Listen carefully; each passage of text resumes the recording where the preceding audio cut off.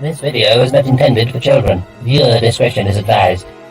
If you haven't already, please like, share, and subscribe. Thank you. Thank you.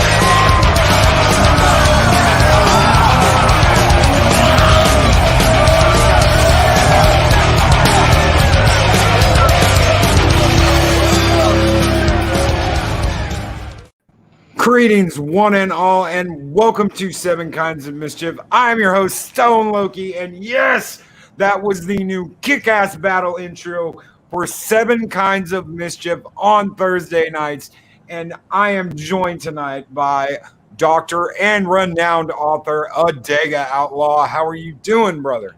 If that did not put a fire in your belly, nothing will. That was awesome, Loki. Very awesome.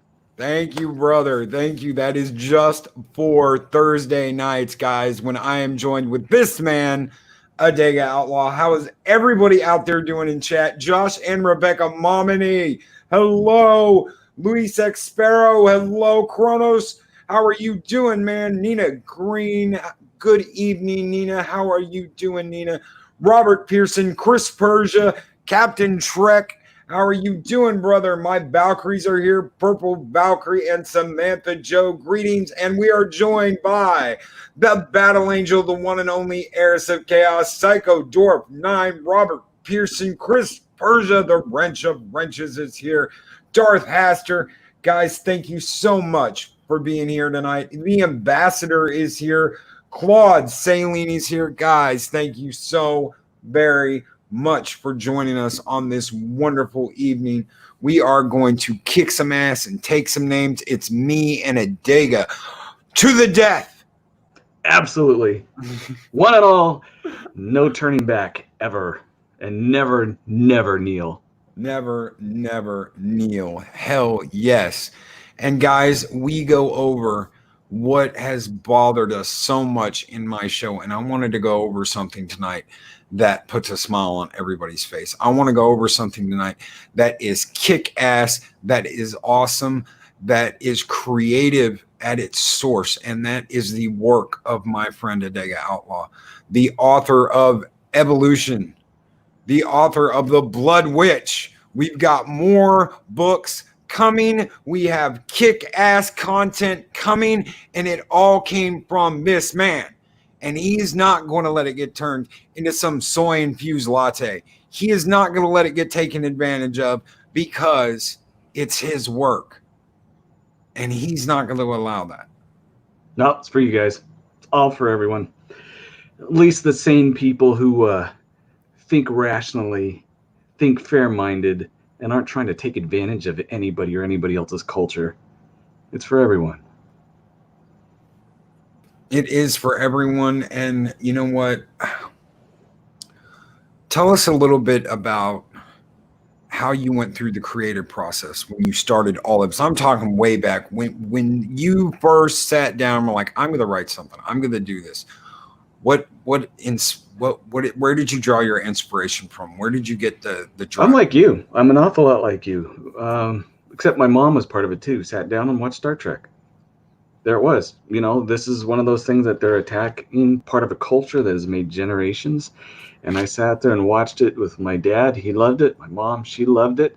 And, it was the original series. And they're old folks. Well, they're gone now. But, and then I never mentioned this before, but my mom was a writer. Very, very unsuccessful. I mean, when you're born in the 20s and then you try and write a book and publish it in the 90s, in early 2000s, still based on something that happened, things of 40s mentality. It wasn't about to sell very well. She was a decent writer, but if you went and looked for her stuff now, you wouldn't find it and you'd be bored out of your mind. And she gave the books to all of us, her kids. And so I treasure that. There's two of them that she did. But my dad, when I was growing up too, he always working, always working. My older siblings, they're much older than I am. They never knew my dad like I did, because when I've got to know him, he wasn't working as hard, and we spent a lot of time together, and he spent a lot of time reading books. And every once in a while, he'd toss me a book, say, hey, you know what, I'm done with this one, check it out. And it would be either a Louis L'Amour, which is a Western for the most part. There was some sci-fi stuff that he read, and I just, that's cool. My dad's a reader. I was not that. I mean, I read, but you wouldn't believe the stuff I read. I read the encyclopedia when I was 9 years old. So it was just the Star Trek, Star Wars. There were several different shows. The original Battlestar had these, things going through my mind. Like Loki said, he had a dream of one day he was flying, and there was Superman. And I had a dream of stars, and I saw the first Star Trek movie where Spock went into V'ger in that little suit, and he saw all the planets line up with the center one that was shaped strange with a little light inside, and I had seen that in my dreams. These are children's dreams that come to life for all of these creators. We were talking about some just before we started, and life does its thing. It changes the way things turn out, and I had to retire. You guys know why. And I know one thing, being in the healthcare business for so many years, when someone retires and if they don't stay busy, they lose it really quick, whether mentally, physically, or both. And I had this thing in my head since I was a kid, just little teeny short story thing. And I started putting it down, and it just went poof. And there are some writers out there, some of them that you might know, who are pissed at me because when I write, it comes out there's a gift. There's someone got to be on the other side. One of my friends from when I was a kid who was a writer who's passed away, who's influencing me, or a gift from above that is doing this, because I never considered myself a writer. I read a lot, but it just explodes. Like Loki said, there's something new that's going on, and I can't explain why I'm putting this down. There's a reason, but I had to go back to the Blood Witch universe and create something new, and it's coming out again. I mean, the chapters are just, it's fun to be able to do this, and what's even more fun is when people like it, and I'm glad I could make people happy and give them a new universe to play in instead of the ones that are being burnt down and destroyed by idiots. I don't know if any of you had seen, there was,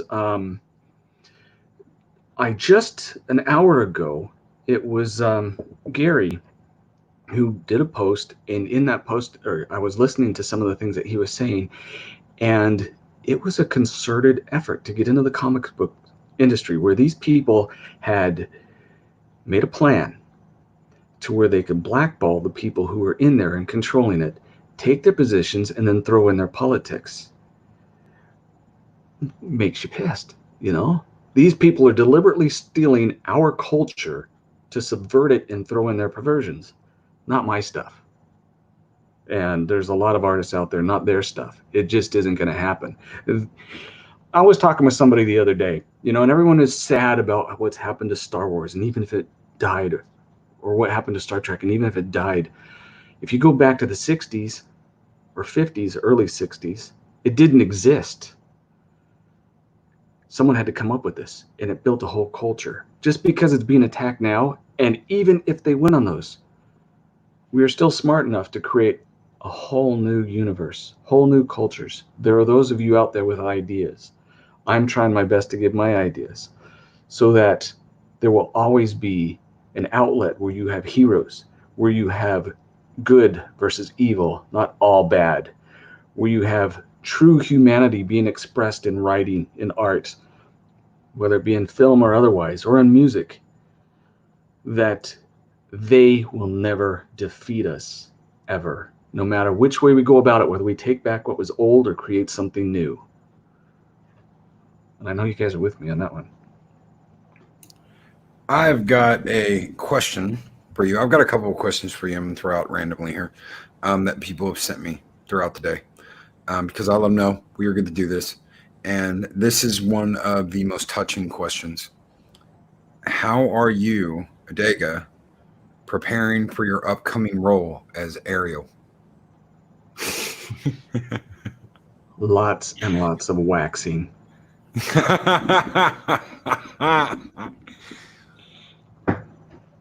Well, a good question. Guys, if you don't know, look up the hashtag Adega for Ariel. Adega really wants to play the role of Ariel in the upcoming Little Mermaid. And I think we all need to do everything we can to make Get that. some really good CGI artists, you know, some red hair. Maybe. Yeah. Don't disappoint me. I've got a question from Josh and Rebecca Momini. How do you determine who to get for beta readers? The first two that I had were my brother. I got him because he's read all of Stephen King stuff. He's read a ton of stuff. He's so much older. When I was young in Scouts, or even when I was in older, and one of the youngest Eagle Scouts, I got it when I was 13. That's as young as you can get it. He was a Scoutmaster. And so that shows you how much older that he is. You know, his kids are my age. And when we go out on these trips, he would tell stories of things that he read, little short clips from different novels or different things. And he was so well read, I decided, you know what? Hey, Alan, read this.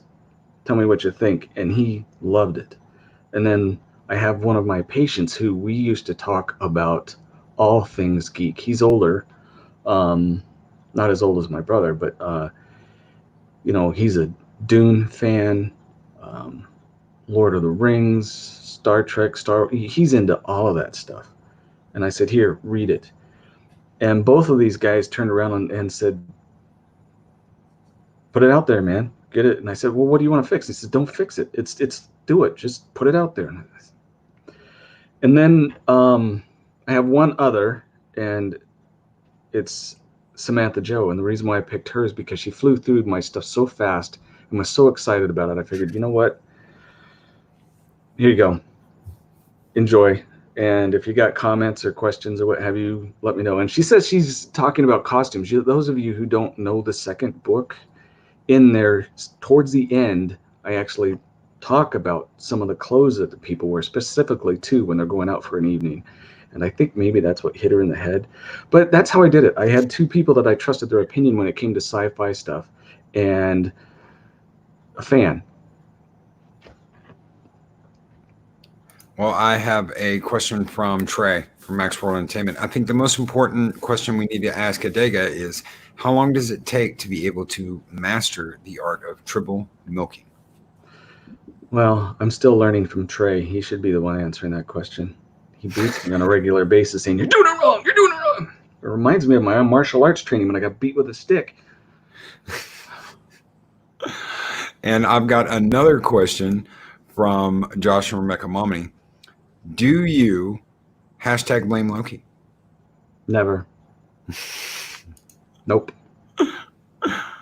You guys can blame Loki. I'll put blame where it belongs. Squarely on Rock. Rock, yes. Yes, it's all Rock's fault. It's always all Rock's fault. It's never my fault, guys. Ever. It's always Rock's fault. Rock's always the one who is up to no good. And oh crap. You don't know Trey like I do. He's a slave master.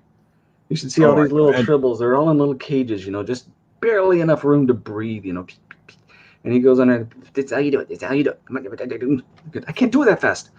Got to drink more coffee. Well, I don't drink coffee. He's terrible. And yes, Kronos, I am alive. I do see you. I am here. Forgive me if I didn't say hello to you directly. It's absolutely fine. Oh shit! And Captain Trek, of course. Yeah, blame Loki forever. Thanks. Some people Ambassador you think blames that you're friends, Ambassador blames Adega. Says it's more. I'll take it. I don't have a problem with that. It's not my fault, but that's okay. I'll take it. Can't push it down if you can't take it. Have you ever gotten like writer's block or anything like that? Has that ever set in where no, never? No. That's why I got writers pissed at me, is because I'm unique, I guess. I read this. I read through. I used to read a lot of Stephen King, and I stopped for a long time.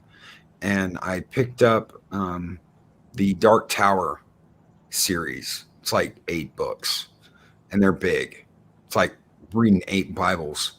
And King worked on this his entire life. Now, no matter what this person's politics is, I had read most of his books, and when I picked up the Dark Tower, he connected that to everything. Everything he had ever written was connected to this series of books, and he had started writing this series in college. He apparently he was completely wasted one night and started writing about this gunslinger, and he was writing it freehand and thought he lost the story. He wrote about half of what he wrote and thought he had lost the story. Picked it up years later, and that was one of it was almost a rare book. I think they only printed like 5,000 copies, and people were like, "You have to read this book. Borrow mine and give it back because it's almost impossible to get." And to write something over the course of 30 years like that is immense. And he talked about how he had to put it down. He had to like get it out of his mind. It was all consuming. Every waking moment he would be thinking about this and run. And it got to the point where it was almost like an obsession. And he had to completely cut it off and forget about it. And then years later, he would go back to it again. So that's almost completely common. Mark, the infinitely busy, tired man, has he's shown up in some of these streams where these authors are. Some of them are actual authors, and some of them wish they were authors. It doesn't matter. Everyone's welcome. And almost all of them are the same way. They'll write something for a little while and they have to put it on the shelf. What I do is if it's not really a writer's block, because those usually become real frustrating. I've never been frustrated by it. I'll listen to music similar to what you do, or I'll listen to Mozart. I'm a big fan of his magic flute, so I'll listen to that in the original German. Or I will write something else, and that's what happened with the Blood Witch, is because I was in the middle of doing the last book for the Evolution series, and I heard some music from Co.ag, and Tuesday Trey's going to have that fantastic musician on his show next Tuesday night. He's staying up till 2 a.m. because he's in England to be able to do that show. But it just hit me. It was a very dark song, and I wrote out the prologue for The Blood Witch within 2 minutes of hearing that song, and then I was writing 2 stories at once. And like I said, The Blood Witch I can't talk about. Just say I'm excited for that universe. So I got another one coming. But it's never been anything where I could call it block. It's always been something to where I, like you got to play a game for a few minutes, let your mind rest, or, go do something for a few minutes just to let your eyes rest. Eastland Burkholder asked, he says, I did not like the Stephen King books, just a personal taste thing. What other authors did you like and feel inspired by? For me, my favorite 2 authors of all time is Orson Scott Card and Timothy Zahn. Adega is my third after reading Evolution. I like seriously. And I've been reading Stephen King since I was a kid. I've been reading Stephen King. I read It when I was, I think I was like 10 or 11. I started reading Stephen King. I do love Tolkien, but guys, honestly, that first book, Fellowship, half of that is Hobbits Lost in the Woods. It is not like the movies. Half of the Fellowship of the Ring is the Hobbits Lost in the Wood. After that, it picks up pace, and I really, really liked it, and it was influential on me when I was younger. But those are my favorite authors of all time. Orson Scott Card wrote the Ender Saga. I loved Bean. I loved his little friend Bean. I felt like Bean when I was a kid because I was the shortest, fattest kid in school. And everybody messed with me like Bean. So when I was reading about Bean, Ender's friend, I was like, holy shit, that's like me. And I did not like some of his later work, but I really loved everything he did with Ender and Bean when they were together. And the story of their friendship. Timothy Zahn wrote the Star Wars trilogy. Oh my lord, my mind is drawing a blank. He created Grand Admiral Thrawn and Mara Jade, and those were my favorite characters in the EU. I always wanted to see a return of Grand Admiral Thrawn, and we got like a tiny little teaser taste until they did Rebels, which they're changing all the canon of that anyway. But I loved Evolution. When I talked about Evolution, when I talked about with Adega, I said I love how you're like, okay, it's kind of like the first couple of pages, it's like da da da da. You're kind of getting to know this guy, and then boom, the book goes to warp speed, and you are on the damnedest thrill ride until it ends, and you want more. You're like, okay, I'm already invested in this character, and I'm not a chapter into the book. What the hell's good? What's up with this AI? What's up with the character? What's up with this universe? You're like, what is going on? I want more. And that is something that is very, very hard to do. That is something that is very, very hard to do. I've read a lot. That's all I used to do when I was a kid was read. And then it was sports. And then when I was unable to continue in that, it was read. And it's continued with read. So to me, I looked at it like at the time I was like, well, football's over, sports is over. I'm never going to be able to do anything like this again. But then I started reading again, and that got me through a lot. So I have read. And for a book to grab me like that and just be like, come on, bitch, you're going for a ride. That is awesome. I love that. The Dark Tower books didn't even do that. It took getting to like the end of the second book and into the third before I was like, all right, I'm going to read every single one of these from start to finish. So even an author like that I really do enjoy reading, it took almost 2 full books for me to be like, I'm in and I'm sold and I want more. With Adega, it was 2 pages.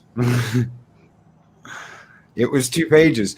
People can say whatever they want to. I bought Adega's book. Adega didn't send me his book. I'm not shilling for Adega. I read his book. I absolutely love it.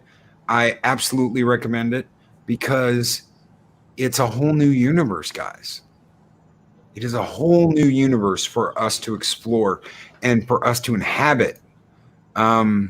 There's a scene, and I won't give anything away, but there's a scene where you see this kick-ass fighter, this kick-ass spacecraft, and you start dreaming about it, and you see it.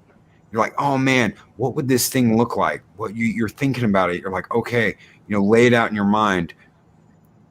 Visualize it. What does this thing look like? I want one. Well, the chick that made it was a super genius, given information from several different races on how to build it. But yeah, it was meant to be the ship and the guy together were meant to be everything that the universe needed. Yeah. And it doesn't go that way. It's you understand the story. I don't present it that way. No, but it makes sense when you think about it. Yeah. So, and for me, which authors? Love Charles Dickens, love Shakespeare. Of the new guys, I can't remember his name. He wrote. It was one of the Babylon 5 series that had to deal with the techno mages. There was 3 books with that.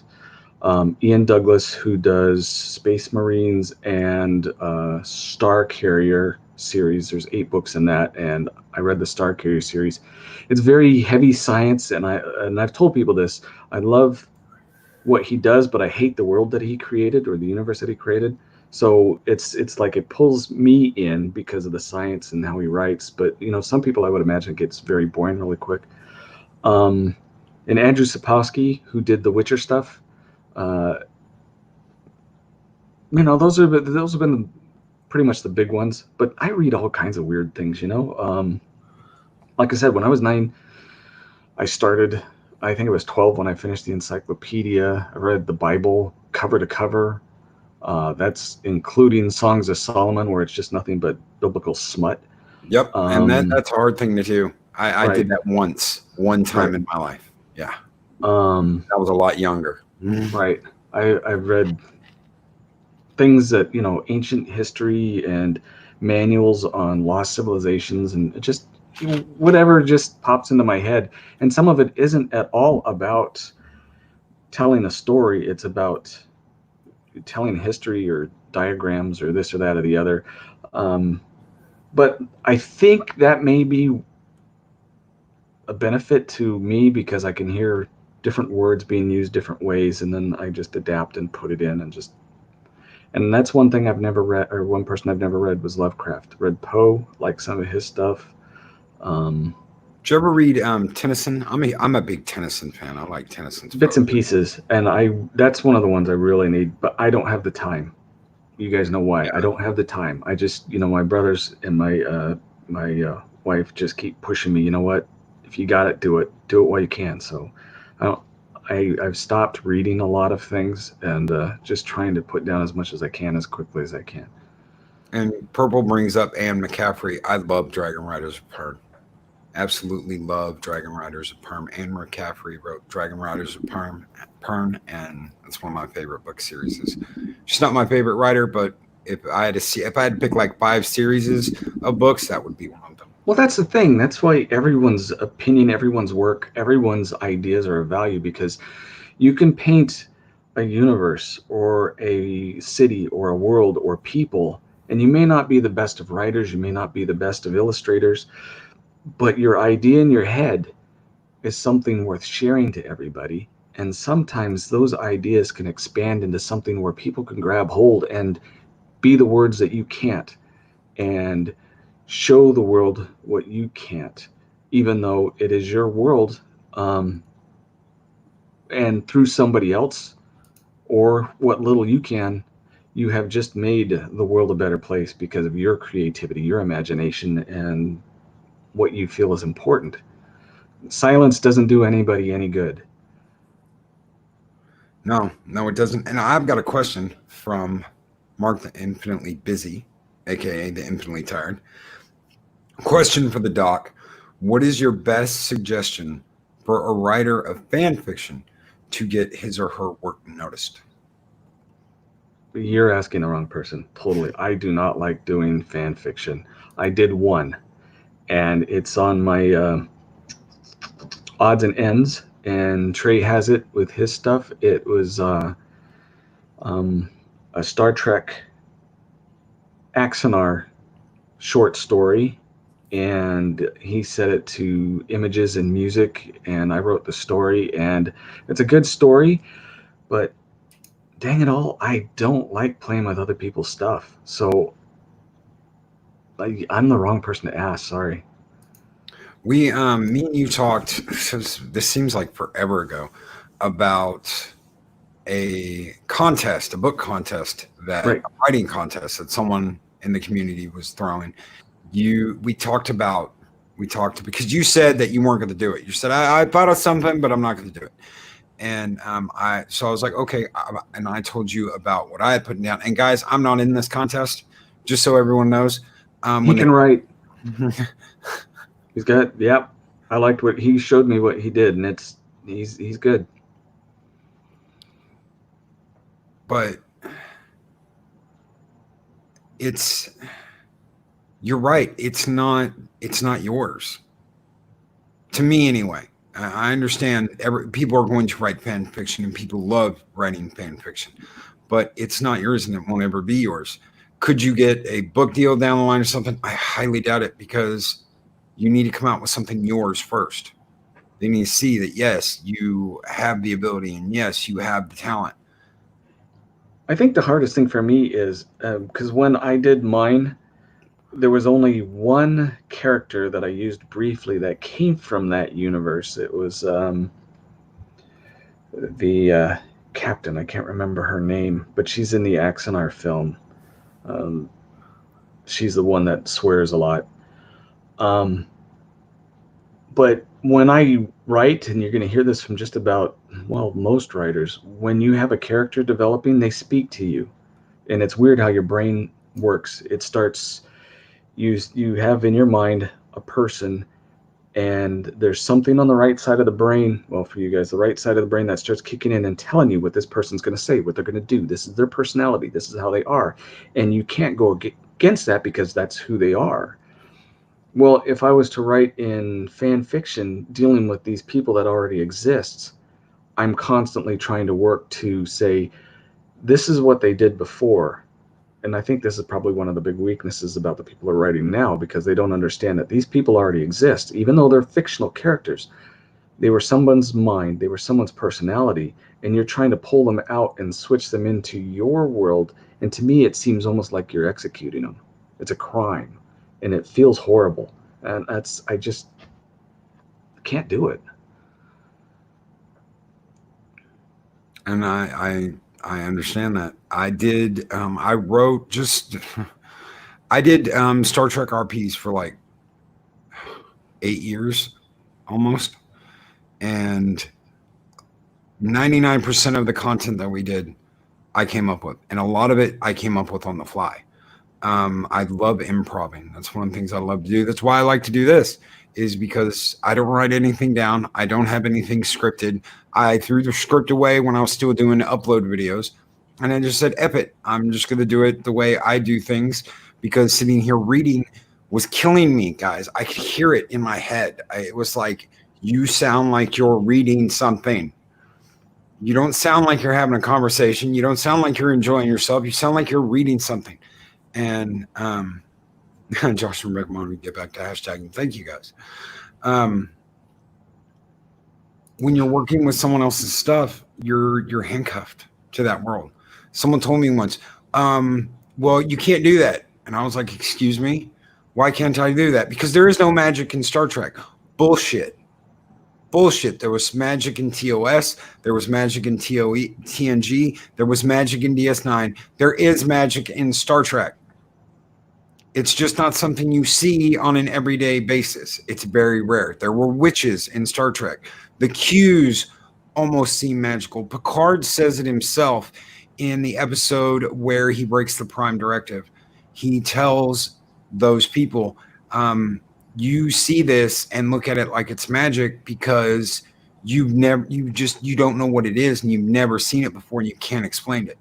There was that one episode in the original series where Kirk and Spock and them, they went, and I think, was it Apollo or that they ran into? Yes. And he was trying to keep the one girl there, and, you need to worship me and everything. And I thought they figured it out. They found out where his place of power was, where he was doing all his science, because this couldn't be magic. They blew it up, and all he did was cry, and he still had all of his powers.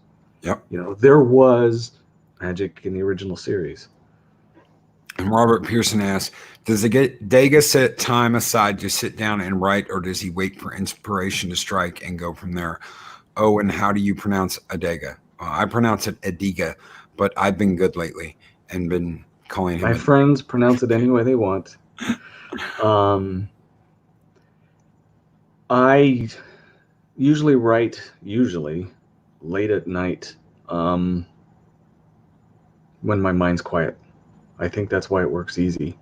I get a little tired. The right side of the brain starts taking over, and then it flows out. And then the next day I write, but it's to clean up what I did, because a lot of times it's written with repetitive words, repetitive phrases, and I hate that. So I'll go back and clean it up. But I try and separate the right brain, left brain, and it seems to work, I guess, you know? And then there's other times during the day where it's like, I got to write this idea down. At least I put the idea down, and then I come back to it later. But usually it's just, you know, I quiet everything down and I'll put on some music. Almost always I have some music on. And then let it flow. When I sit down, it's almost the same thing. When I sit down and I start working on a video or an intro or anything like that, I don't start with what I'm going to look at. I start with what I'm going to listen to. And when I hear something that I'm like, oh, I like that, then I put it in, and everything is almost built around that. Everything I'm doing, everything I'm putting in, everything I'm looking at is built around what it's going to sound like. Music can give you the emotion of your story. It really can. I did do some experiments lately, and this is probably why things are actually going a little quicker. You all know that Mozart is, whether or not you like it, doesn't mean that it isn't true, but Mozart is perfect music, as far as we can tell. It affects your brain, increases your creativity, it calms children, it does wonderful things for all across the board. Whether or not you like it, if you listen to it and you don't like it, it's still doing these good effects to your nervous system and your brain. Well, I've listened to various different things. When I started listening to Mozart, even though it doesn't necessarily fit the occasion, what I'm writing about, it comes out cleaner, faster, more creative. I don't question it. Somehow it attunes to the right frequencies of mental processes and it allows things to flow. And there are other times, you know, some of you have known I've done some serious big war scenes, and I got some thumping music going on. I just shared with Loki, one of the ones that I use every once in a while. Yes. Japanese girls band, and man, they rock. They're really good. Anyway. Eastland Burkholder asked, do you ever talk the story out instead of writing it or typing it out? No. Mm-mm. It's all in my head. And I don't type. I use an iPad, believe it or not. People think I'm crazy, but yeah, just that's how I do it. So no typing at a computer, no, you just right there. No, the only time I use my computer, which I have in front of me now, is when it's either going to copyright or to an editor. I take it from the program that I have on my iPad, send it to Dropbox, put it into Word, and convert it to a PDF and ship it off. It's a process, but that's how I do it. It's, you know, I could probably work a lot faster if I did it on a keyboard, but I just don't. It's weird. Call me stupid. No. That is the absolute last thing. That is the absolute last thing. It'd probably be a ton easier if I got used to it. I just never bothered. You know, but I could take that iPad mini with me wherever I go. In the doctor's office, sitting there, write a chapter here. You know, I could, you know, just, that's easy. Where we go. Dude, I'm constantly attached to my phone. I really am. I was at the I was at the grocery store the other day or earlier today, and someone sent me something on Discord, and I just stopped what I was doing and I was talking for a minute, and then went about my getting my groceries. And everywhere I go, I have that phone because it connects me to the channel, it connects me to the community, it connects me to Twitter, it connects me to my network, it connects me to other creators. And the fact that you take that everywhere and you're just like, oh, look, I just got a bad idea. I love that. I absolutely love that. And guys, if you wonder what link I just threw out there in the chat, that is the link to the band that me and Adega are talking about, which is Bandmade Thrill. And kick-ass song. Check it out. absolutely kick-ass song. We were just kind of chilling backstage. And he was like, "Oh, Loki, you gotta leave." And I'm like, "Damn, those girls can rock. They can rock." I'm a millennial now. Lock me up. Put a fork in me. I'm done. I'm a millennial now. That someone's called me out. There's proof that you're not a millennium or a millennial. You don't go like.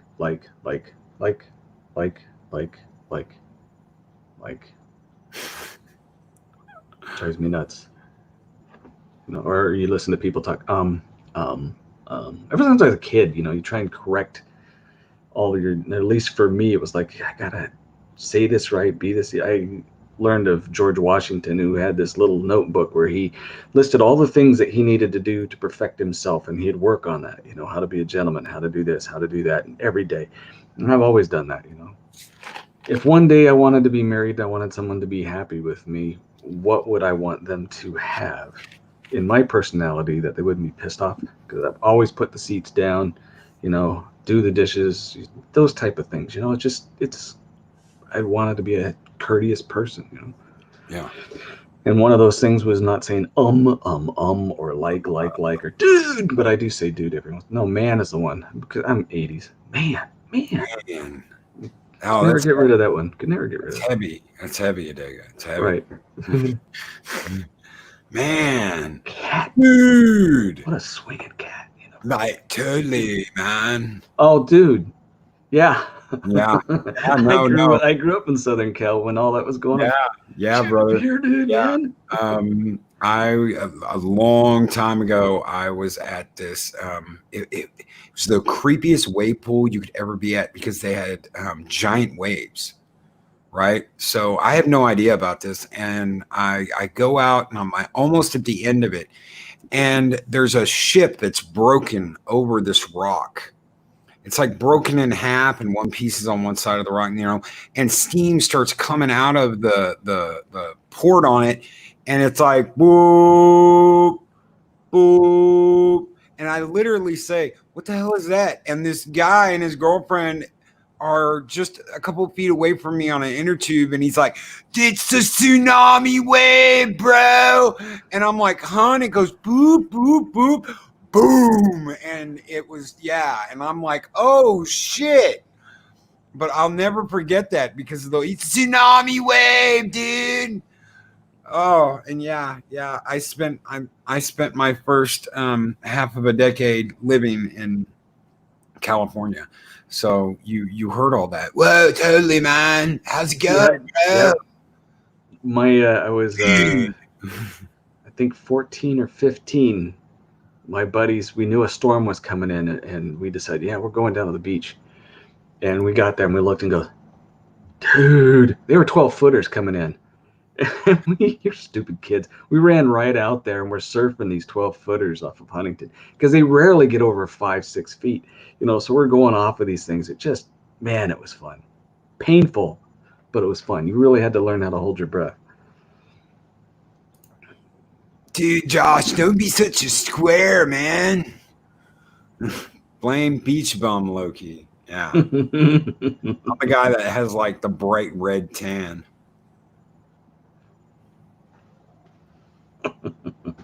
Entire conversations in dude. Dude, man. Dude, bro. Cupcake. You ever hear me say shoot the pier? I never get over that. That's an old phrase. It's basically it's kind of our way of saying go for it in extreme.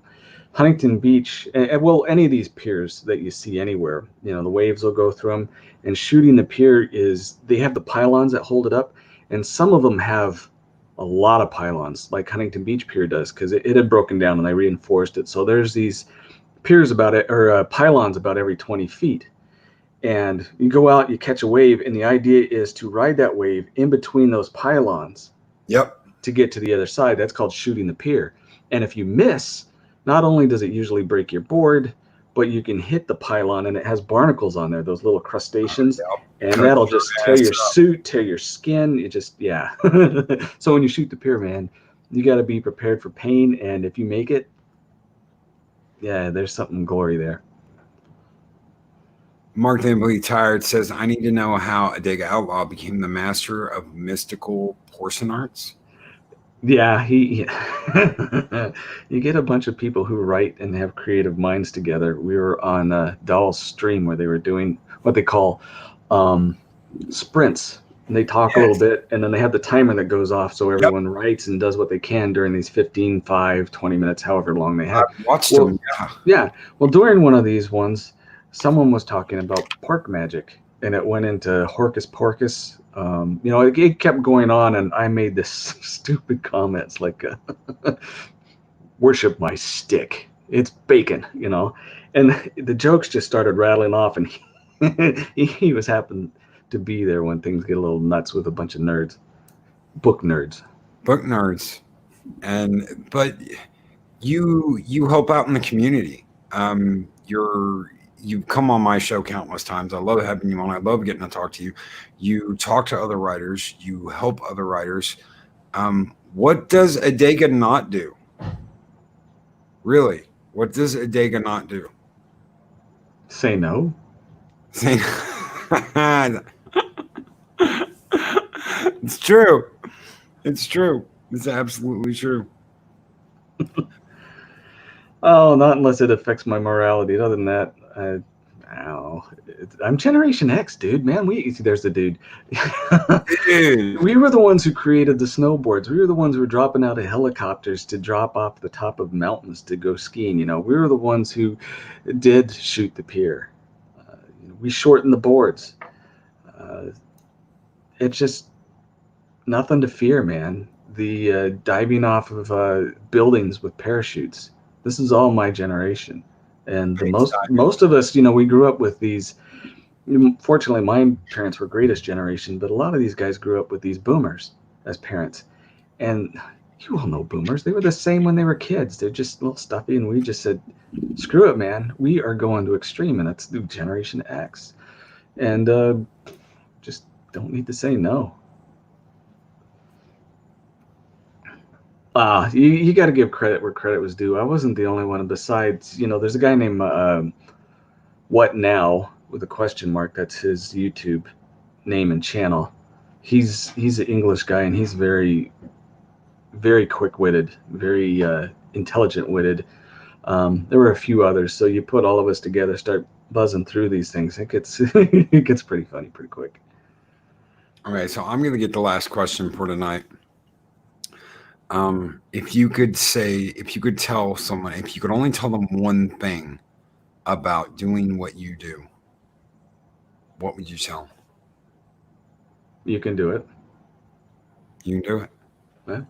Everybody can do it. I said this with artists, when you want to draw a painting, people think, I can't do that. I'm not an artist. Sure you can. An artist, a good artist, will do it in this period of time. You may take a lifetime, and yet you've still done it. Someone who could write a song. If you don't know anything about music, you can learn it, and you can take your time, you can practice it out, and you can do it. It's a matter of just doing it, Do it now.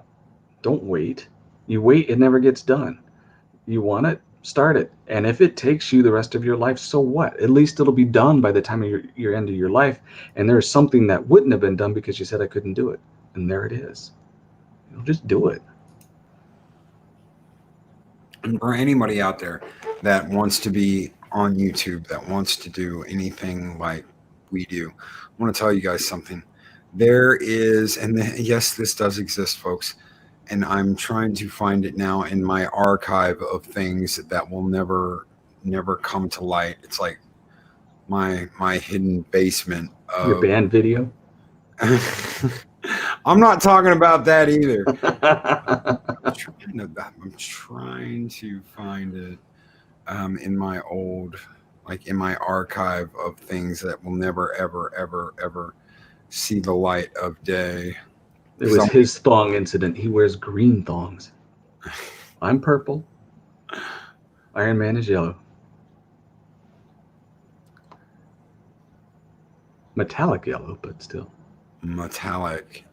Yellow, yes. Either that or it has the Mexican flag on it in very key locations. Okay, this was May 11th of 2011, guys. So 9 years ago,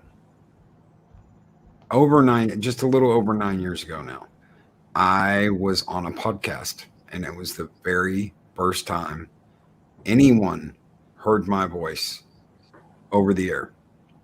And I want to tell you something, guys. I did not know what I was doing. I did not sound good. I said I sounded like, again, like I was reading off of something, even though I wasn't. It sounded very cringe. There was a lot of yeah and ooh and ah, and it was bad. The key came when he started drinking on set. Go ahead. And that's how I started. I didn't sound like I do today. I didn't have my stuff together. I didn't have a cool intro. I came into Mission Impossible music because I thought, oh, that'll be cool. I'll come into Mission Impossible music, and we played some music and we talked about Star Trek, and that was it.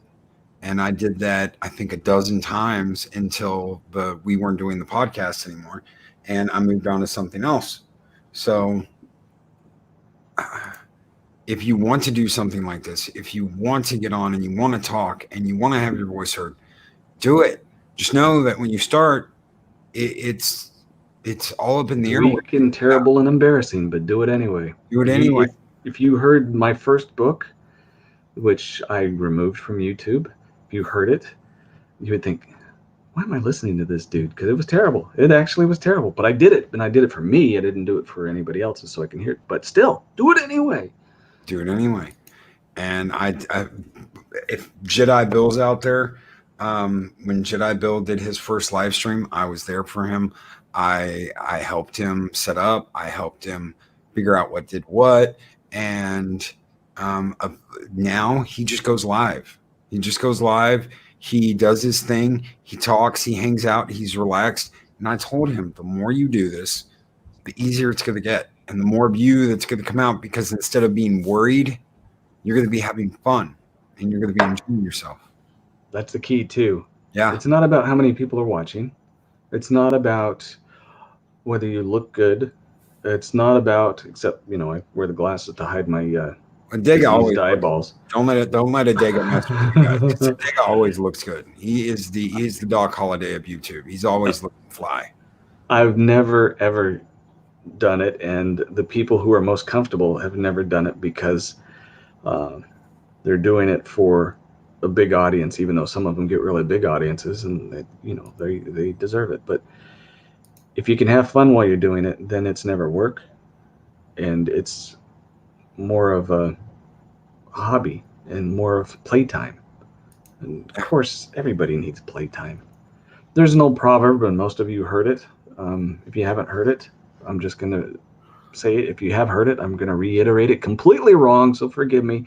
But an old wise man sitting by a tree, and he was sitting there just fiddling and doing nothing. And this kid, or some guy who actually knew who this wise man was, and says, everyone respects you, your wisdom and everything, and you're doing absolutely nothing. How come you aren't writing some new wondrous sonnet or sharing your wisdom with the world? And he said, if you keep a bow strung all the time, it's going to lose its spring. Every once in a while, you have to let it loose. And if coming here to YouTube, you doing it is letting it loose, that's for you. And have fun with it, Who cares how many people are there? I still don't care about how many subs. I'm grateful there are people there, don't get me wrong. Yes. But it's for me, and it's something to leave for my family, and I'm grateful that you guys show up if you do. But you know what? I don't hate you for not showing up. I still love every one of you, even if you do or don't. It doesn't matter to me. I'm doing it for me. And for you guys, it should be the same way. If you have a little inkling, even if it isn't doing YouTube, if you don't want to do YouTube, if you want to, like Trey is introducing us to a whole world of artwork and painting, or making fan films, which I have, some requests and I've never fulfilled them, and I feel bad about that, but still. Whatever it is that gives you that break, that helps you unstring that bow, don't let anyone get in the way. As long as you're not hurting anybody, That's right. And no, I couldn't agree more. I am extremely blessed that I'm able to do this, and that I get to have fun doing what I do. How many people out there can say, I have fun going to work? I have fun. You saw the new intro today, guys. I worked on that along with a lot of other things over the past couple of days. Good stuff coming, folks. This is beautiful work. I love it. And I have had a blast doing it. I got some upgrades in production, and I have had a blast getting to do this. I've been giggling like a kid the last couple of days. A kid in a candy store. I'm like, yes, that looks badass, because I have gotten to let loose and do something I love. I am blessed because I get to do something like this. And like Adega said, I am thankful for everyone that has come here tonight. But even if it was 5 people, I'm still going to have fun, and I'm still going to enjoy myself, because that's why I get on here, and that's why I do this. Because it's fun, and this is what I get to do. Welcome to Loki's ride. Yeah. Loki, believe it or not, guys, the very first channel I did when I started doing pop culture, this was the 3rd channel I ever made, was called Loki's Wild Ride. I even have the original opening that no one ever saw, because no one ever watched a video, because it was on a different YouTube account. And I did a couple on there, and they're still there, out there in the ether somewhere. You'll never find them, but it was called Loki's Wild Ride. And I switched back to a different format because nobody knew who the hell I was. I was out there and I was doing this, and it was like, well, nobody even knows who I am. Nobody knows. I've got all these people that know me, and no one knows that this is me because I'm on a different account. And I said, you know what? I'm going to open my original account from 2009 that people know me on, and start letting all that go. And it spread, and I am very thankful for it. Guys, Trey's show is about to come on here in just a minute. There is the link to that in the chat. Thank you so much. Just got a quick thing. There's a reason why people look back at the 80s and the early 90s and said that was a beautiful time. It's because we didn't have any restrictions. We just went for it. So just go for it, people. Just go for it. Yeah, go for it. And that's what we're going to do right now. Do you want to do this with me? Yep. Because we've got a $1.99 super chat, and we'll do it on 3. 1, 2, 3. Skull! There it is! Take your hat off, boy. That's a dollar bill. And Robert Pearson says, just checking the tip jar to make sure the tip jar is working. Haven't seen it tonight. Thank you so much, Robert Pearson. Thank you, brother. Thank you. Guys, everything you send keeps the lights on. Everything you send keeps the lights on, because that is what is funding this. That is what is paying for this. That is what is paying to keep the lights on. So thank you. And Trey, of course. Dabo! I didn't even think he'd still be here because he's got a show in a minute and a half. Thank you, brother, for being on here tonight. Thank you. I know you have been my regular co-host on Thursdays, but I just want to say thank you. I'll do anything for you, buddy. You know that. Thank you. Thank you, bro. Anything. We'll talk about that after the show. Well, no, that one request, I don't think I can get over that. You don't ever ask me that again. I think it's still illegal in several cities and states. Max World Entertainment just tipped $2, and we're gonna do it again. 1, 2, 3. Skull! There it is! Take your hat off, boy. That's a dollar bill. And he He says Dabo, and I've got another one from Lady Mist. 1, 2, 3, Skull. Let's go. There it is. Interview. Take your hat off, boy. That's a dollar bill. And she says another great show. Thank you guys so much. And I don't know, we might have to get bloody next Thursday. We might have to talk about battle. You know, that's not a bad idea considering what we just did. I'm sure we can come up with an epic battle. We're at war. We're at war for creative minds in beautiful world. Hell yes. All right, guys. Don't forget, check out Trey. There is the link again. Max World Entertainment is going to have a great show coming up here in just a minute, and I will be there, and we will, I don't know, I'm sure Adega's on his way there too. We will see you guys there. Have a great one.